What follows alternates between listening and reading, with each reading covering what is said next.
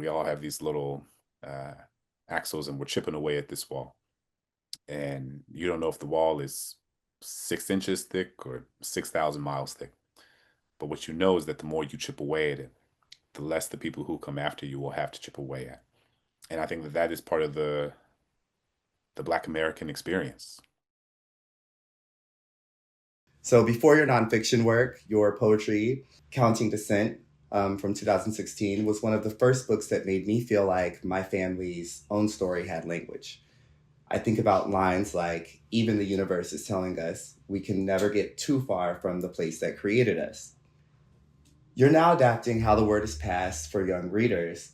And I'm curious, when you sat down to reshape the book for young readers, were you thinking about that same truth that even our children carry these legacies whether they know it or not? And how do you decide what age is old enough to begin reckoning with this?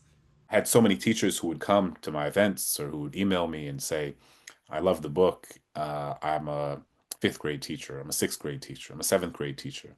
Um, and I would love to share this work with my students, but I just don't know that they'll be able to access all of the ideas. Some of the parts might be a little too violent or too gruesome for them. Or have you ever thought of creating a version for younger readers?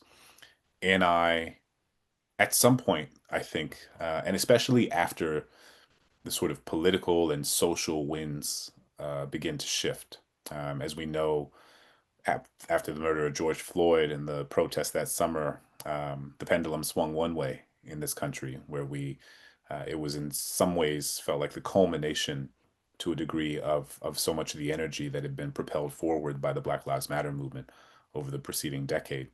Uh, and we were, as a country, collectively having a new, more complicated, more multifaceted, and more honest story about this country and its history and how that history has shaped the contemporary landscape of inequality today. And then a few years later, the pendulum began to swing in the other direction.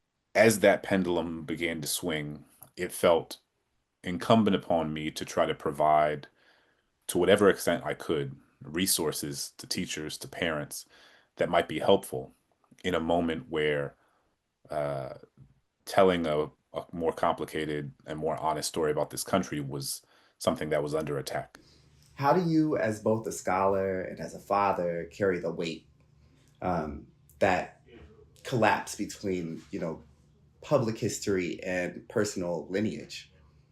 My grandfather's grandfather was enslaved, right? So I think about my two little kids sitting on my grandfather's lap, and I imagine my grandfather sitting on his grandfather's lap.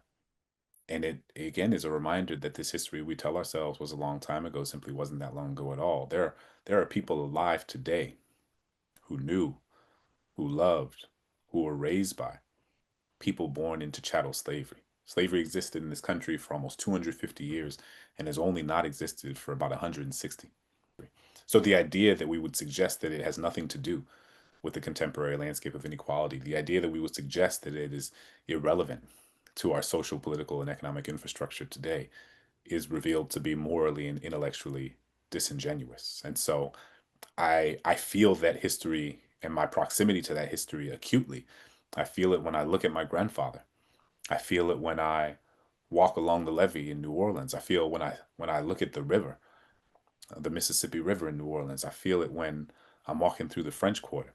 I feel it when I'm looking at a street sign named after someone who would have rathered me still be in chains. Right? I mean, it's omnipresent in this country, but it is extremely omnipresent in our city. You've stood in those same rooms and on these same sites of so much rupture and trauma. And you've read through this history as well. What kept you going when the grief was heavy? And what made you believe that the reckoning was possible? The way that I think about this is that the first enslaved people who were brought to the British colonies came in 1619, and slavery didn't end until 1865. But from the moment enslaved people arrived on these shores, they were fighting for freedom. They were fighting for emancipation. They were fighting for liberation. What that also means is that the vast majority of people who fought for freedom never got a chance to experience it for themselves. But they fought for it anyway because they knew that someday someone would.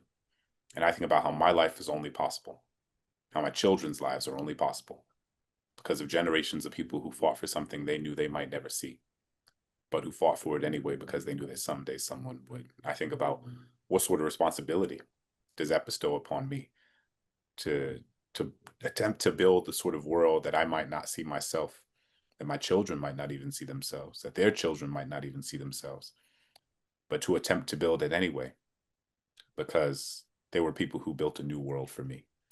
And it's almost like we're all, we all have these little uh, axles and we're chipping away at this wall. And you don't know if the wall is 6 inches thick or 6,000 miles thick. But what you know is that the more you chip away at it, the less the people who come after you will have to chip away at.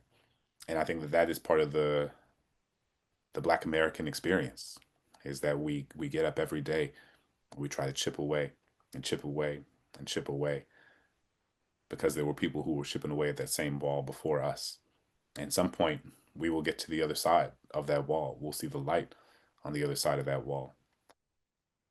But it will only happen because each of us is doing our part. So in moments like the one we find ourselves in now, where it feels like we're sliding backwards, it feels like um, every day there's a reason to despair. I think I remember, and I try to remind myself that we are part of an intergenerational project. Um, and even if in this moment, in this year, in this decade, in this lifetime, we don't get to where I would like us to be, it is my responsibility to do all I can to get us a little further to the other side of that wall. Um, and I think I gained comfort in that because I recognize in that in that long view that I am somebody who is a part of something much bigger than myself. That's incredible. Thank you so much, Clint. It was a pleasure meeting and speaking with you. Absolutely. Thanks for having me.